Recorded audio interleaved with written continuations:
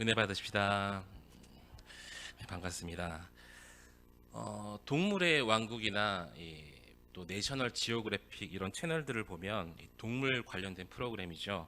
이런 프로그램을 한 번씩 보게 되는데 동물들이 먹이를 차지하려고 할 때나 또 짝짓기 처리되어서 이때쯤 되면 서로 싸움을 하곤 합니다. 많이 보셨을 텐데요. 이 양이나 염소과의 동물들은 이 싸움할 때 또 먹이를 차지할 때 이 서로 뒤로 물러났다가 앞으로 전속력으로 전진하면서 서로 박치기하는 모습을 우리가 볼 수도 있습니다. 또 어떤 동물들은요, 평소보다 자신의 몸을 더 크게 부풀려서 자신이 강하다는 것을 과시하기 위해서 그렇게 하기도 합니다. 보거가 그 대표적인 예죠. 한번 보거를 잡아보신 분은 알지만 이 조그맣고 귀여운 보거가 잡기만 하면 자신의 몸을 부풀려서 이 자신을 보호하는 모습을 볼 수가 있습니다. 우리가 볼 때는 그냥 귀엽죠. 이 조그만 보거가 몸을 부풀려서 이상한 소리를 내곤 하는데 개구리 중에서도요, 목을 크게 부풀린 것도 있고 이 코브라 뱀도 이 공격을 하거나 위협을 가할 때 또 자신이 위협에 처했을 때 이 자신의 목 주변이 넓어지는 모습을 TV 프로그램을 통해서 볼 수가 있습니다. 그런데 그런 모습을 보면서 참 사람도 비슷하구나라는 생각을 해볼 때가 있습니다. 생존 경쟁에서 우리가 살아남기 위해서 또 약하게 보이지 않으려고 무척이나 애를 쓰고 있죠. 오늘 또 그렇게 살다가 이 자리에 또 오시지 않았습니까? 강한 자만 인정해주는 세상이기 때문에 어떻게든 스스로 또 강해지려고 강한 자만 사람은 세상이기 때문에 또 내가 모자라는 모습이 있으면 그 모자란 모습을 감추려고 강하게 보이려고 굉장히 애를 쓰는 삶이 바로 우리의 삶이었습니다. 왜냐하면 그래야만 이 남들에게 강한 인상을 남겨주어서 남들 위해 설 수 있고요. 또 적어도 자신의 약함을 감출 수 있기 때문이죠. 그렇지만 그런 모습들을 남들이 모르는 것이 아닙니다. 그렇게 할수록 사실은 더욱 우스운 모습을, 더 우스운 꼴을 우리가 보여줄 때도 있습니다. 동물들을 보면 자기의 원래 모습보다 몸집을 그렇게 부풀리고 크게 만드는 모습, 제가 방금 이 보고의 예를 들어드렸지만 그 모습이 사실 위협적이거나 뭐 무섭지는 않죠. 귀여운 모습을 볼 수가 있죠. 정말 우스운 모습인데 사람도 그렇다는 것입니다. 원래 약하면서 그것을 어떻게든 강하게 또 그렇게 보이려고 애쓰는 모습을 보면 우리가 먼 발치에서 그 사람을 바라봤을 때 우습기도 하고 애처롭기도 하는 모습을 볼 수가 있습니다.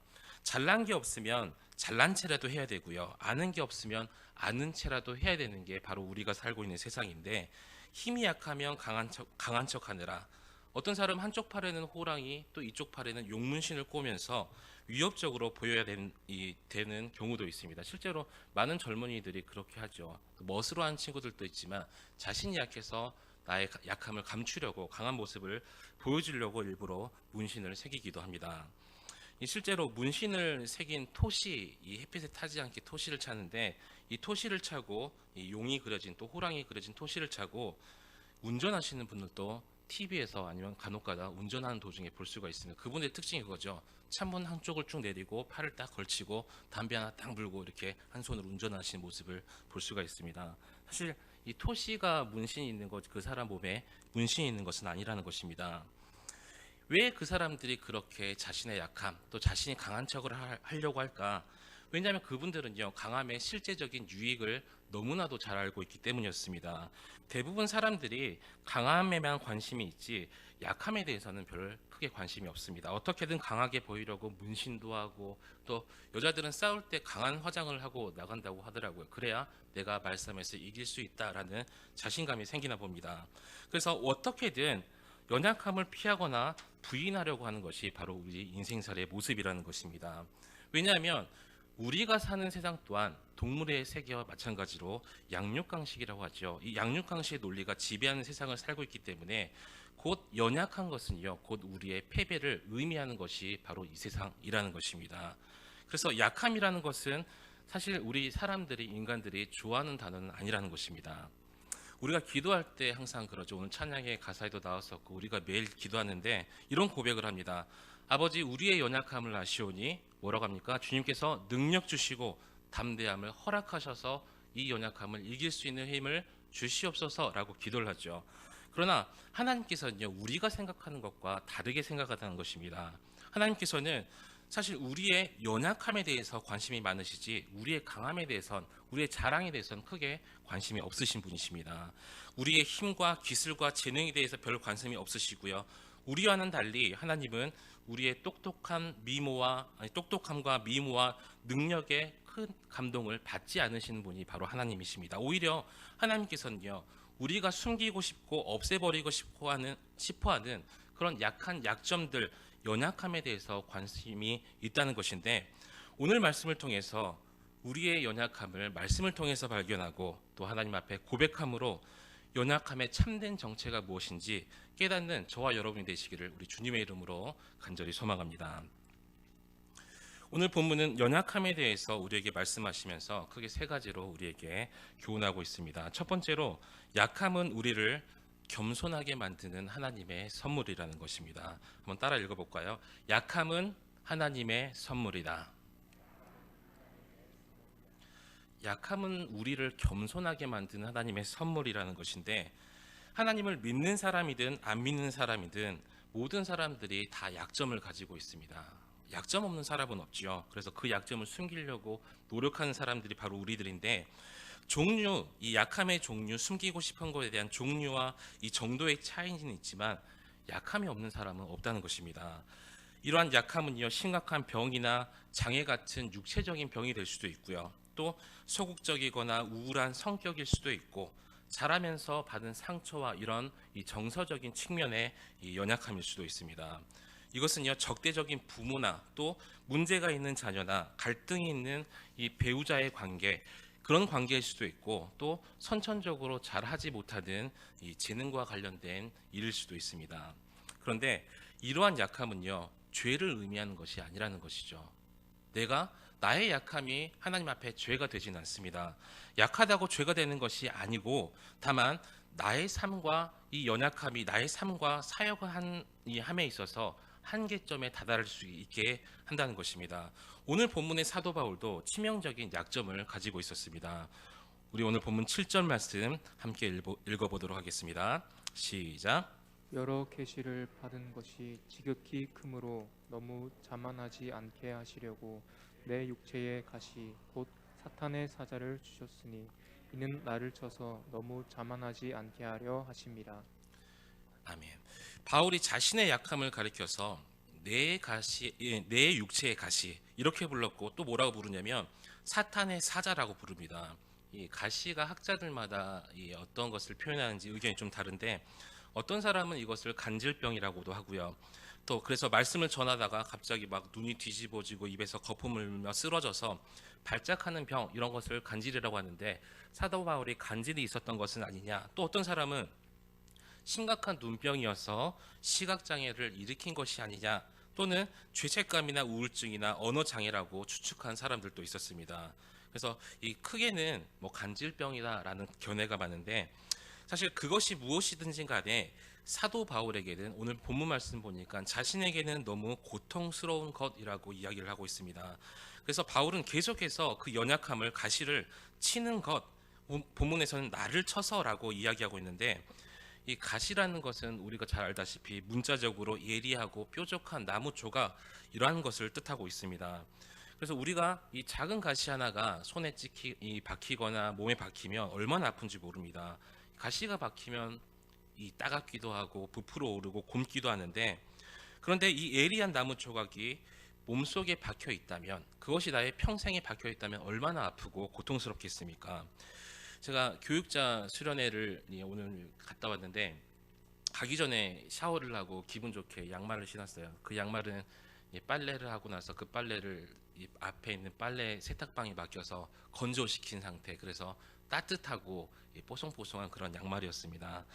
그런 양말을 딱 신고 걷는데 뒤꿈치가 따끔따끔 거리는 거예요. 왼쪽 뒤꿈치가. 그래서 양말을 벗고 확인해봐도 도저히 찾을 수가 없습니다. 뭐가 찔리는 것 같은데 따끔따끔한 거 보니까 박혀 있는 것 같아요. 그래서 얼마나 신경이 쓰이고 아프던지 그날 하루를 고생했던 기억이 있습니다.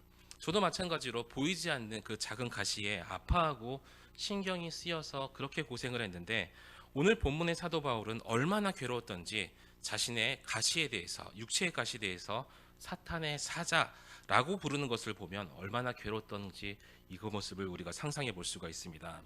이 연약함은 바울을 아프게 하고 그래서 바울이 사탄의 사자라고 여겼던 것입니다. 그런데 만약 이 사도 바울이 자신의 이 연약함, 이 가시에 대해서 사탄의 사자, 이것은 나의 연약함이야, 나의 고통이야 라고만 생각했다면 바울은 평생 그 가시를 원망하고 또 불평하고 살았을 것을 우리가 생각해 볼 수가 있습니다. 그런데 바울은 자신에게 주어진 이 연약함이 하나님께로부터 주어진 것이라는 것을 깨닫게 되었습니다. 자신에게 이런 가시를 허락하신 분이 바로 하나님이시라는 것을 인정하게 됐던 것이죠.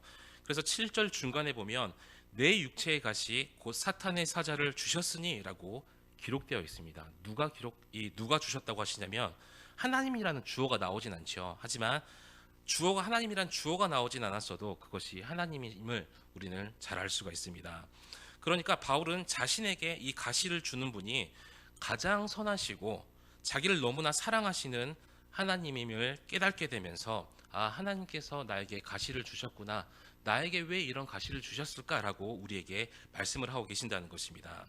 그런데 이 더 놀랍게도요, 계속해서 읽어보면 이 가시가 바로 하나님께서 주셨고 주신 것에 그치지 아니하고 이 가시가 바로 하나님의 선물이었다는 것입니다. 바울은 이 선물의 목적을 깨닫기 시작하는데요. 7절에서 이것을 두 번이나 반복해서 우리에게 말씀하고 계십니다. 앞부분에서는 너무 자만하지 않게 하시려고 라고 말씀하시고 또 뒷부분에서는 이는 나를 쳐서 너무 자만하지 않게 하려 하심이라 라고 하면서 자만이라는 단어를 계속해서 반복하고 있죠. 사실 바울은요, 보통 사람이 흉내내지 못할 정도로 정말 대단한 사람이었습니다. 빌립보서 3장에 보면 남들이 자꾸 인간적인 자랑을 해서 자기도 말하는데 자기가 이 정도다라고 자기 자랑을 설명하기 시작을 합니다. 제가 한번 읽어드리도록 하겠습니다. 빌립보서 3장 5절과 6절입니다. 나는 8일 만에 할례를 받고 이스라엘 족속이요 베냐민 지파요 히브리인 중에 히브리인이요 율법으로는 바리새인이요 열심으로는 교회를 박해하고 율법의 의로는 흠이 없는 자라라고 요즘식으로 말하면 나는 아주 부잣집 출신이고 서울대를 나오고 그런 학교에서 박사학위를 몇 개 받은 사람이야, 뭐 이런 것과 같습니다.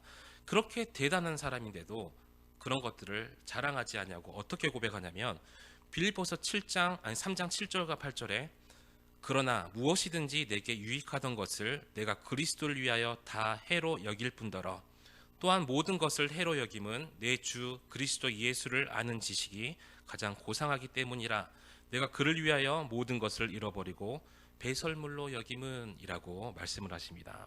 다 배설물로 버렸다는 것이죠. 여겼다는 것이죠. 뿐만 아니라 나중에 예수님을 만난 후에 영적으로도 엄청난 경험을 하기 시작을 합니다. 오늘 본문만 봐도 놀라운 영적 체험을 하죠. 1절에 보면 내가 무익하나마 내가 부득불 자랑하노니 주의 환상과 계시를 말하니라.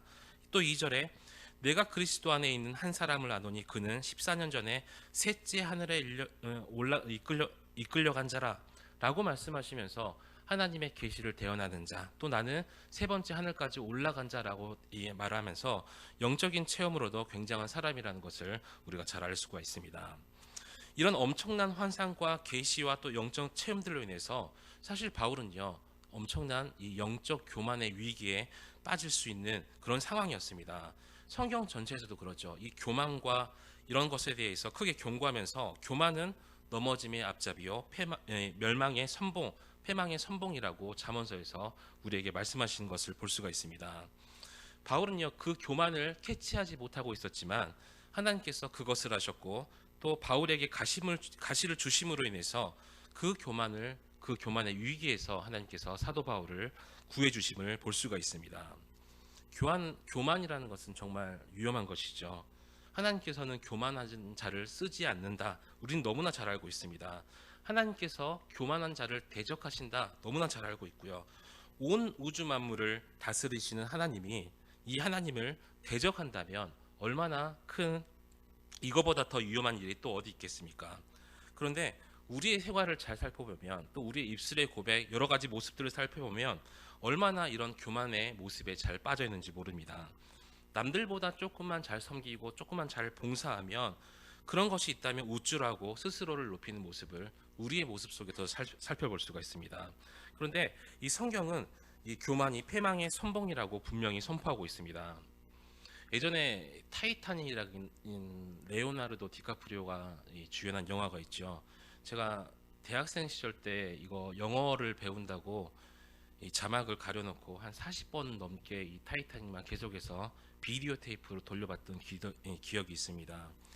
그 영화를 보는데 기억이 남는 대사가 있었습니다. 어떤 대사냐면 이 타이타닉호가 첫 항해를 시작하기 전에 사람들이 모여서 이렇게 이야기를 합니다. 이 배는 하나님도 침몰시킬 수가 없을 것이다. 왜냐하면 배가 너무 커서죠. 그 사람들의 자랑은 바로 타이타닉호였기 때문이었습니다. 그런데 어떻게 됐냐면 하나님이 아니라 그냥 일개 빙하에 부딪혀서 그 큰 배가 침몰하고 말았다는 것입니다. 왜 그렇습니까? 바로 교만이라는 것 때문이었습니다. 어떤 것에 부딪혀도 내 배는 이 타이타닉호는 침몰하지 않을 거야. 교만 때문에 이 구명정이나 이 조끼도 충분히 구비하지 않았고 거듭되는 경고의 신호에 이 귀 기울이지도 않았다는 것입니다. 그래서 빙산에 부딪혀 구멍이 나자 이 타이타닉호가 결국 침몰하고 말았습니다. 하나님께서는 우리가 타이타닉호처럼 영적으로 침몰하지 않기를 원하신다는 것이죠. 하나님께서 우리가 계속 하나님을 의지하면서 겸손히 하나님의 인도를 받기 원하신다는 것입니다. 만약에 그 타이타닉호가 그 앞에 선원들의 또 빙하가 떠내려 내려오면 교만하지 않고 주위에서 그 길을 지나갔다면 결코 침몰하지 않았을 것입니다. 하나님께서는요, 그렇게 겸손하게 하나님의 인도를 따라가는 우리들을 향해서 계속해서 복 주시기를 원하신 분이라는 것을 여러분 깨달으시기를 주님의 이름으로 간절히 소망합니다. 이 놀랍게도 이 연약함이 하나님의 복을 누릴 수 있는 하나님의 선물이라는 것인데, 그래서 지금 어떤 연약함이 나를 괴롭힌다면 힘들고 낭망하고 원망하고 불평하는 것이 아니라 연약함과 나에게 그 육적인 가시 또 여러 가지 가시를 허락하신 하나님의 목적을 생각하심으로 오히려 하나님의 선물을 받아 또 하나님의 뜻을 이룰 수 있는 그리고 복을 누리는 저와 여러분이 되시기를 우리 주님의 이름으로 간절히 축원합니다. 오늘 본문은 두 번째로 연약함은 기도를 통해서 하나님의 능력과 은혜를 경험해 주는 도구라고 우리에게 말씀하고 계십니다. 그런데 우리가 오해하면 안 되는 것이 있어요. 가시는 사실 즐거운 것이 아니죠. 이 가시를 헬라어로 이 스콜롭스라고 하는데, 제가 주석을 찾아보니까 이 고전 헬라어 문헌에 보면 스콜롭스라는 것이 이 단어가 공격자를 뾰족한 것으로 찌르기 위해서 요새 주변에 배치되거나 은폐되어서 구덩이를 파고 숨겨진 날카로운 이 막대기를 묘사한다라고 적혀 있었습니다. 그냥 우리가 잘 생각해 보면 예전에 우리 드라마나 사극 같은 거 보면 구덩이를 파서 죽창을 이렇게 몰래 숨겨놓죠. 그런 거라고 생각하면 되겠습니다. 찔리면은 얼마나 아프고 심지어는 목숨까지 앗아갈 수 있을 정도로 참 끔찍한 생각이 드는데, 바울은 분명히 자신의 가시를 기뻐하진 않았습니다. 좋아하지 않았습니다. 자신의 연약함이 너무나 괴롭기 때문에 이 자신의 가시를 없애달라고 무려 3번이나 하나님께 간구하는 모습을 볼 수가 있는데, 이 8절 말씀에 이것이 내게서 떠나가게 하기 위하여 내가 3번 주께 간구하였더니 라고 말씀을 하십니다. 바울은 주님께 3번이나 간구했는데, 이 간구했다는 것은요, 그냥 가볍게 우리가 새벽기도 내지는 이 수요일 밤 3번 모여서 하나님께 나의 가시를 없애주세요 이런 정도 수준으로 기도했던 게 아니었습니다.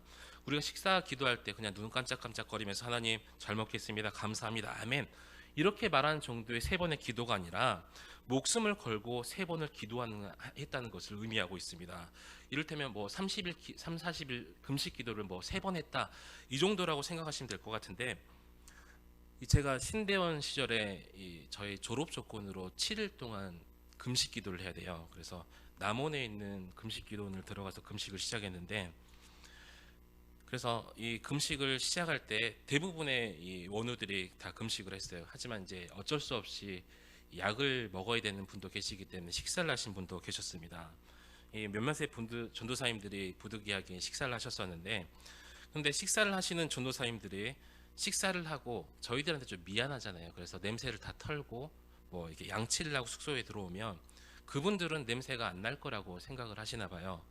그런데 이 금식을 하면 사람 몸도 예민해지고 또 신경이 날카로워지니까 그분이 어떤 식사, 심지어는 거짓말 조금 못해서 어떤 재료가 얼만큼의 양으로 들어갔는지 다 파악이 될 정도로 그렇게 배가 고파서 고생했던 기억이 있습니다. 그분들이 이렇게 들어오면 항상 물어봐요. 맛있소, 전라도 말로 그냥 맛있소라고 물어보면서 나의 배고픔을 그들에게 좀 투정했던 기억이 나는데, 이 저처럼 잘 먹는 사람은 금식 기도라는 게 사실 정말로 힘이 듭니다. 3일 금식 기도, 7일 금식 기도, 예전에 우리 부흥회 하면 다 해봤던 기억 다 있지 않습니까? 그렇게 힘들게 기도할 때 기도의 제목을 안고 기도하는데, 심지어 30일 금식 기도는 정말 힘듭니다. 먹지 않고 물만 마시고 30일 하시는 분들, 또 물도 마시지 않고 금식하시는 분들, 목숨을 걸고 기도한다는 것을 우리가 잘 알 수가 있는데, 그런데 바울은 그것보다 더 힘들게 간구하면서 3번이나 이 가시를 없애 달라고 기도했다는 것이고, 마치 예수님께서 겟세마네 동산에서 피땀을 흘리며 기도하신 것을 우리가 생각해 보면 될 것 같습니다. 이처럼 자신의 연약함을 위해서 기도하는 것은 결코 잘못된 일이 아니라는 것이죠. 그래서 항상 우리가 기도할 때 연약함을 위해서 기도를 하는데, 당연히 우리는 연약함을 위해서 기도를 해야 됩니다.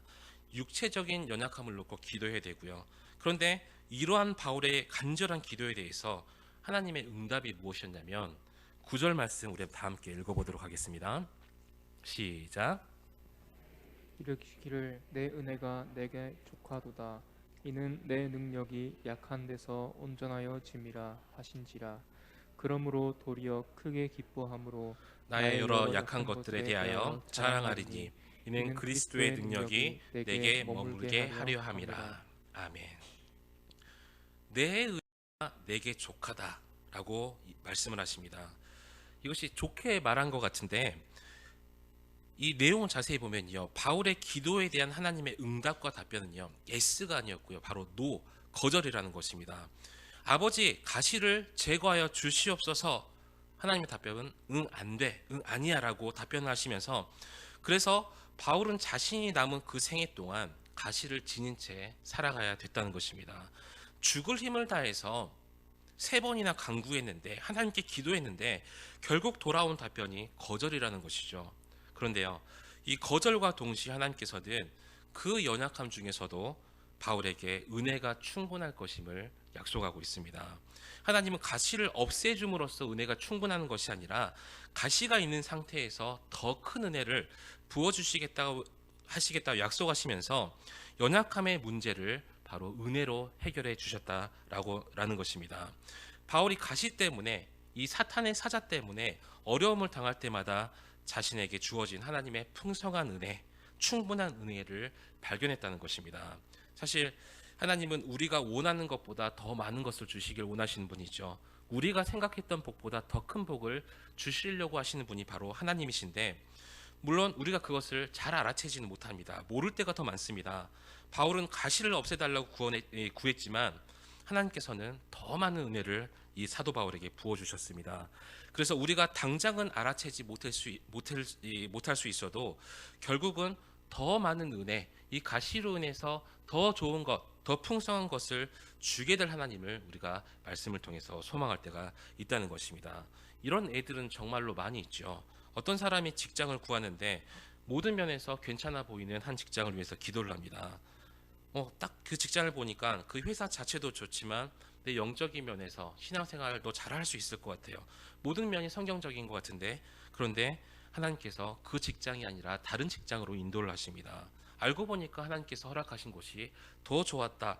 이런 이 간증들을 우리가 많이 들어본 적도 있습니다. 이런 예뿐만 아니라 수많은 예들을 우리가 잘 알고 있지만, 그런 간증들을 정말 많이 들어왔지만, 주님께서 이 바울에게 충분한 은혜를 약속하시면서 그 은혜에 대해서 무엇이라고 설명해 주시냐면, 9절에 이는 내 능력이 약한 데서 온전하여짐이라. 우리가 약할 때 오히려 주님의 능력이 온전해진다는 것을 말씀하고 있습니다. 10절 말씀에 그러므로 내가 그리스도를 위하여 약한 것들과 능력과 궁핍과 박해와 공고를 기뻐하노니 이는 내가 약한 그때의 강함이라. 내가 약한 그때의 강함이라. 이 말이 하나님 나라의 진리를 우리에게 설명하고 있다는 것입니다. 인간의 능력이 넘칠 때, 나의 능력이 넘칠 때, 내 자랑이 넘칠 때는 하나님의 능력이 보이지 않는다는 것이죠. 그러나 내 능력이, 내 자랑이 사라질 때 바로 하나님의 능력이, 일하심이 크게 드러난다는 것입니다. 그런데 우리는 종종 우리가 너무 약하고 부족해서 하나님의 능력과 역사가 일어나지 않는다고 생각할 때도 있습니다. 돈이 나의 가시가 되어서 하나님의 일을 못하겠어요. 또 건강이 연약해서 하나님의 일을 감당하지 못하겠습니다. 아버지, 나 사명 감당치 못하겠어요. 나의 가정, 나의 환경, 나의 부모, 자녀, 여러 가지 연약함을 핑계를 댄다는 것이죠. 그러나 오늘 본문은 그 반대라고 말씀을 하십니다. 하나님께서 우리가 너무 연약해서가 아니라 너무 강하기 때문에 이 능력을 보여주지 않으신다는 것인데, 이에 대해서 아주 좋은 구약에서 얘를 이 모세라고 이야기하고 있습니다. 모세가 이집트에서 바로 왕의 이집트에서 태어났을 때, 그 당시에 이 바로 왕이 이스라엘 아이들 중에서 남자가 태어나면 다 죽이라고 했었는데, 그 부모가 죽이지 못하고 아이를 바구니에 담아서 나일 강가에 떠내려 보냅니다. 그런데 마침 이집트 공주가 발견하고 자기의 양자를 삼지요. 그리고 모세가 이집트의 왕자가 됩니다. 이때는 모세의 강함이 드러날 때죠. 모세의 자랑은 황제가 바로 자기 아버지라는 거예요. 그런데 그의 삶은 세 가지 단계로 나뉘게 됩니다. 첫 40년 동안은 강함으로, 자랑으로 이집트 왕궁에 자랐고요. 40세가 되어서 자기 백성을 돌아볼 마음이 생겼을 때 그에게 부족함이 없다고, 그때에는 40살 되었을 때 애굽의 왕자였기 때문에 부족함이 없고 강했던 모습을 볼 수가 있습니다. 최대 대국인 애굽의 왕자였고요. 또 용사였고 그때 당시에 최고의 교육을 받았던 엘리트였습니다. 그리고 자기 백성에 대한 열정도 강했던 사람이 모세였습니다. 그때 하나님께서 모세를 충분히 들어 쓰실 수도 있었던 상황이었죠. 그런데 그러한 그를 하나님께서 쓰시지 아니하셨고, 그 후에 애굽 사람을 죽이고 도망가서 광야에서 40년을 지내고 아주 약해질 대로 약해졌을 때, 자신의 모든 것을 내려놓았을 때 하나님께서 모세를 부르셨다는 것을 우리가 기억할 수가 있습니다. 그때 하나님께서 모세를 사용하셨다는 것이죠. 그래서 하나님의 능력은요, 우리의 약함 가운데서 역사하신다는 것입니다. 그래서 우리의 재능이나 은사, 학벌이나 어떤 것을 의지하는 것이 아니라 그냥 내려놓고, 나의 자랑을 자랑하는 것이 아니라 내려놓고 의지하지 않고 하나님 앞에 기도로 나아가야 된다는 것입니다. 하나님 앞에 무릎을 꿇고 은혜를 구해야 되고요. 솔직히 우리가 잘났으면 얼마나 잘났겠습니까? 우리가 잘해봐야 또 얼마나 잘하겠습니까?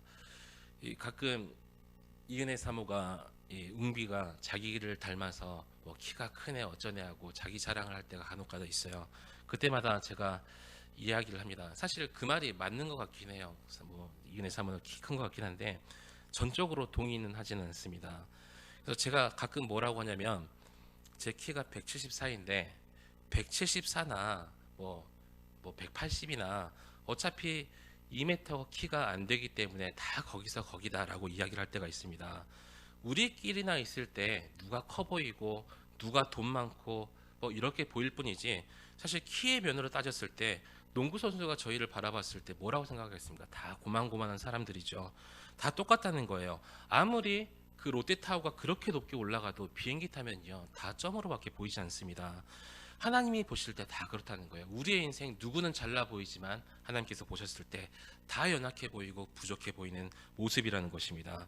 그래서 우리는 우리의 연약함을 주님 앞에 다 내어놓고 주님을 의지하며 기도해야 된다는 것인데, 우리가 기도할 때, 연약하지만 기도할 때 하나님께서 그 연약함을 보시고 우리의 간구를 들으시고 능력과 은혜를 베푸시며 일한다는 것입니다.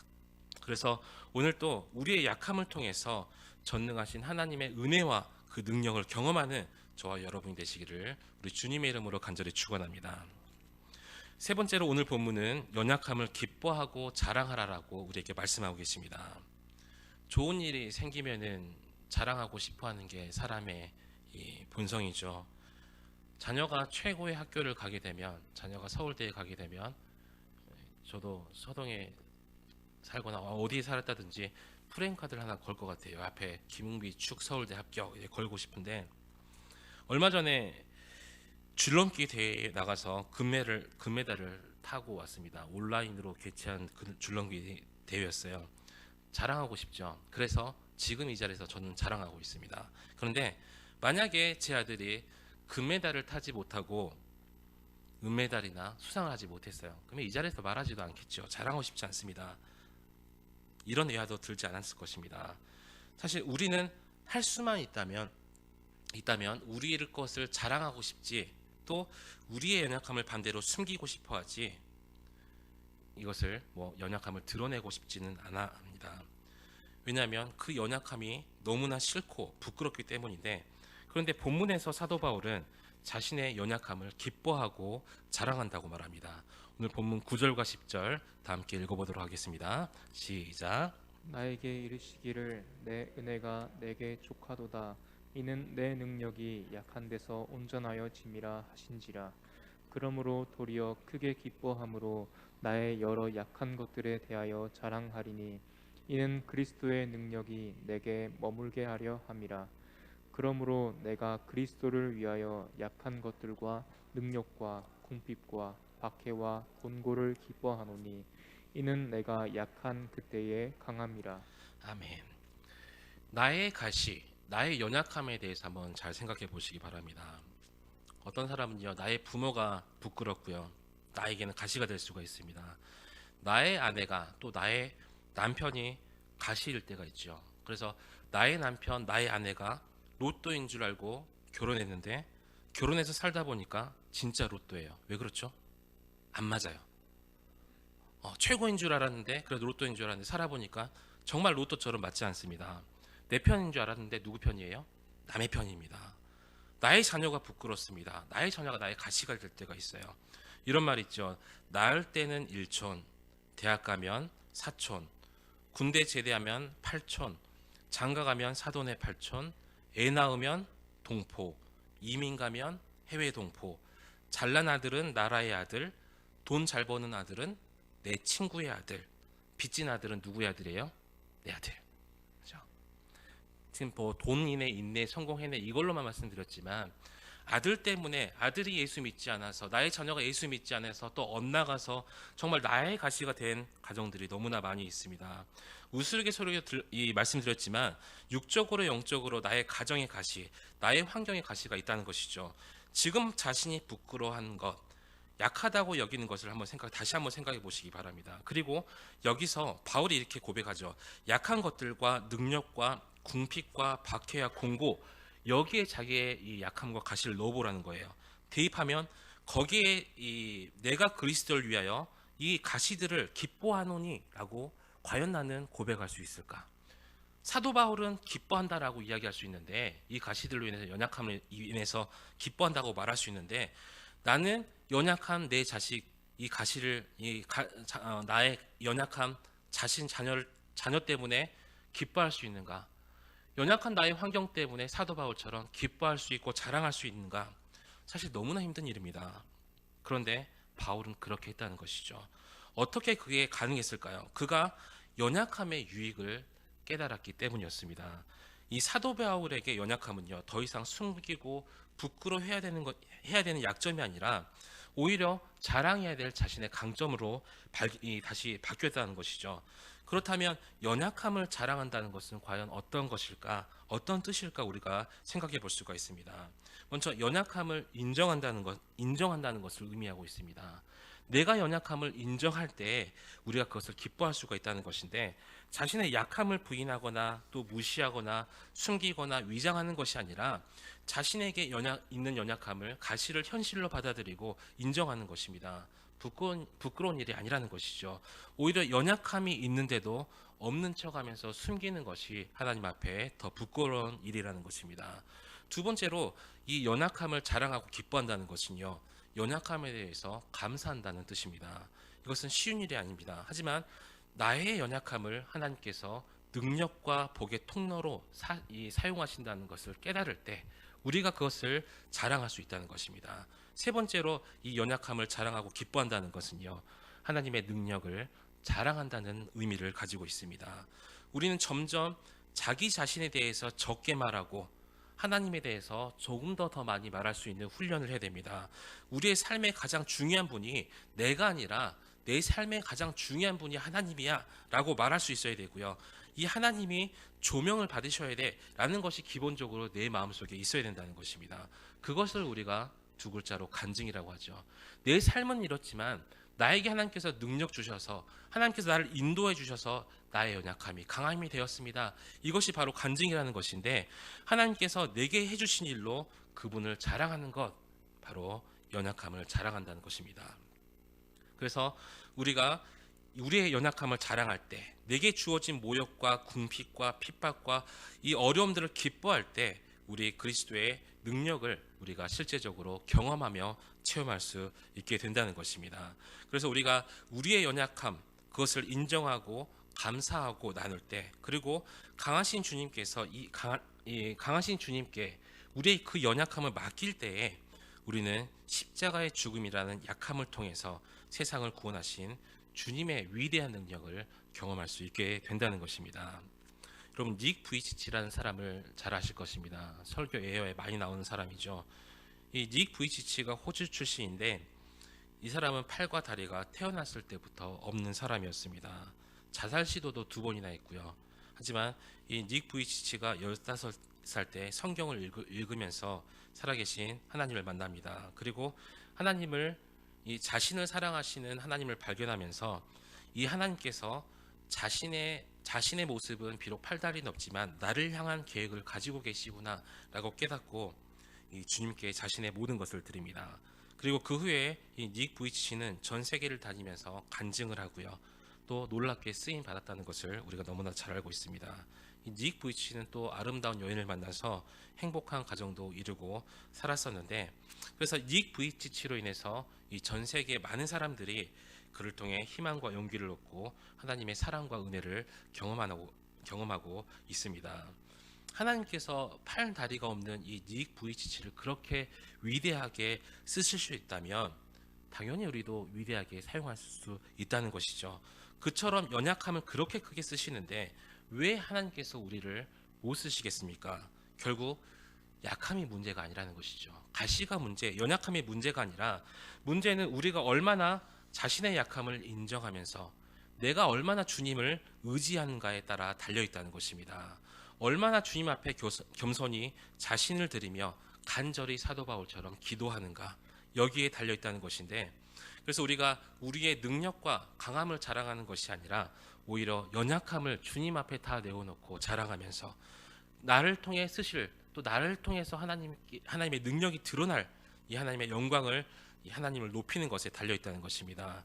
그래서 우리가 약할 때 분명히 하나님의 강함이 나타난다는 것을 깨닫고, 내가 약점이라고 생각하는 바로 그것이 하나님의 능력과 하나님의 도구가 될 수 있다는 것을 깨닫고, 우리의 연약함이 그분의 강함이라는 것을 깨닫고 우리가 바로 기도의 자리로 나아가야 된다는 것입니다.